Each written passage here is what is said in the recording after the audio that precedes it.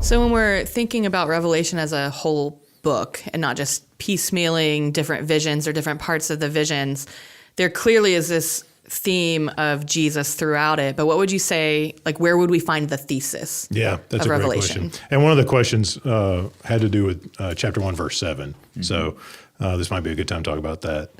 One of the questions was, should we take chapter 1, verse 7 as like a figural or literal account of the second coming? And this is where it gets a little bit tough, because the quote is, and the reason I mentioned that question in this is because this is what I think is the thesis. So in chapter 1, verse 7, you get, look, he is coming on the clouds, and that's a quote from Daniel chapter 7. And then you get a quote from Zechariah chapter 12, every eye will see him, even those who pierced him, and all the peoples will mourn because of him.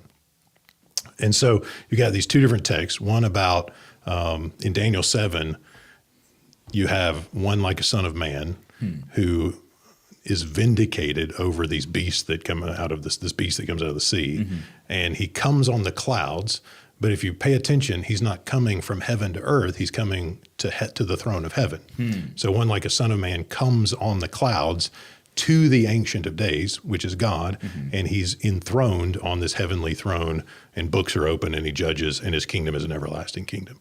Right? So that's not about the second coming, it's about the ascension. Yeah. Daniel 7 is about the ascension. Mm-hmm. And so when John quotes Daniel 7 at the beginning of Revelation, he wants us to understand Revelation is about the triumph of the Lamb. This is an apocalyptic, image-driven vision that is substantiating the claim that Jesus has been enthroned in heaven at the right hand of God the Father Almighty. He shares a throne with the Ancient of Days, and his kingdom is an everlasting kingdom. The Zechariah quote, those who pierced him and all peoples on earth will mourn because of him, is a way of saying his exaltation is his vindication against his unjust death. Right? And so those who pierced him are going to realize that they acted as part of the rebellion.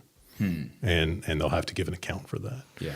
So this is what Revelation is about. It's about the ascension of Jesus to the throne of heaven, and the whole document assumes that as present reality, and the insistence that those who oppose his kingdom will experience his justice. And it's quite brilliant of John to use those references because people would be familiar with them. They would know them by heart. That's right. Any Jewish reader in the first century is going to know, like, that's not going to be confusing to them. Yeah. Oh, this is about the vindication of the Messiah against those who inflicted persecution on him. And then that is intended to encourage faithful believers in the churches that get the letter.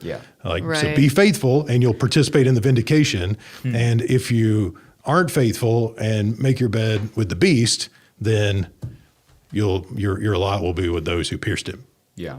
Right. So it's both a comfort and a warning all at the same time. But now let me be clear. That's not a denial of the second coming, right? Yeah. It's just a recognition that sometimes when the Bible uses the word coming, you have to pay attention, coming from where to where, right? And so frequently Daniel 7 gets quoted. Like, we're here in the 21st century, we think, well, Jesus has gone to heaven. We're waiting for him to come back. Yeah. And so we hear that word coming and we automatically think, well, second coming, because that's what we talk about.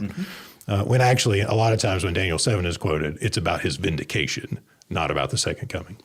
To be absolutely clear, that's not a denial of the second coming. I believe in the second coming, and Revelation points to the second coming and the consummation of all things, the new creation and the final judgment, all that's there. It's just not here. So how much of Revelation is about the second coming and how much is about the first? Yeah. So that's one of the things the that ascension. One of the things that comes up is the vast majority of Revelation is teasing out the implications of something that happened 2,000 years ago, right? So Jesus ascended, and the vision in chapter 4 and 5, vision of God's throne, and then chapter 5, the Lamb on God's throne, is like an Acts 1, Jesus ascended image. And then he acts to judge, and he has the authority to judge. Why? Because he's ascended, right?